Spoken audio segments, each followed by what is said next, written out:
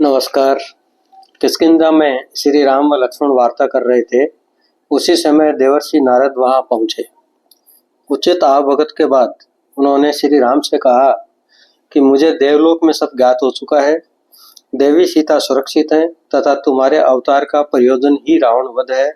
अतः तुम देवी भगवती का नवरात्र अनुष्ठान करो।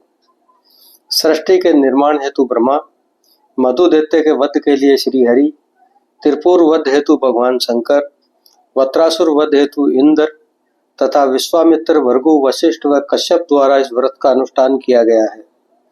इस पर श्री राम ने नारद जी से देवी के नाम व प्रभाव के बारे में प्रश्न किया। नारद जी ने कहा, राम सुनो, यह देवी आद्या शक्ति हैं। ये सदा सर्वदा विराजमान रहती हैं। ब्रह्मा प्रभृति संपूर्ण प्राणियों का निमित्त कारण यही है। इन्हीं की मंगलमयी शक्ति ब्रह्मा, विष्णु व शंकर में भाषित होती है, जिससे वे सृष्टि करने, पालन करने व संहार करने में प्रवृत्त होते हैं। त्रिलोकी में जो भी सत असत वस्तु सत्तात्मक है, उसकी उत्पत्ति में निमित्त कारण ये देवी ही है। जब कुछ भी नहीं था, उस समय भी इस प्रकृति शक्ति देवी का परिपूर्ण विग्रह विराजमान था। अपनी शक्ति से एक पुरुष को प्रकट कर यह निर्गुण रूप से आनंद में निमग्न रहती हैं। इसके बाद देवी सगुण रूप से विराजमान होकर तीनों लोकों की सृष्टि करती है। वह ब्रह्मा आदि देवताओं का सृजन कर उनमें शक्ति का आदान करती हैं। इन देवी को जानकर प्राणी मोक्ष को प्राप्त कर लेता है। वेदों की रचना भी इन्होंने ही की है। अकार से लेकर के 6 कार तक जितने भी वर्ण व स्वर हैं, उनसे देवी भगवती के असंख्य नामों का संकलन होता है।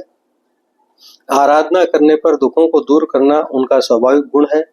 अतः हे राम, समतल भूमि पर सिंहासन रख कर उस पर भगवती जगदम्बिका को पधराओ व 9 रात तक उपवास कर इनकी सविधि पूजा व आराधना करो। इस कार्य में मैं आचार्य का कार्य करूंगा। इस पर श्री राम ने लक्ष्मण के साथ विधि विधान से नवरात्र उपवास व पूजा आराधना की। 8वीं रात्रि को देवी भगवती प्रकट हुई।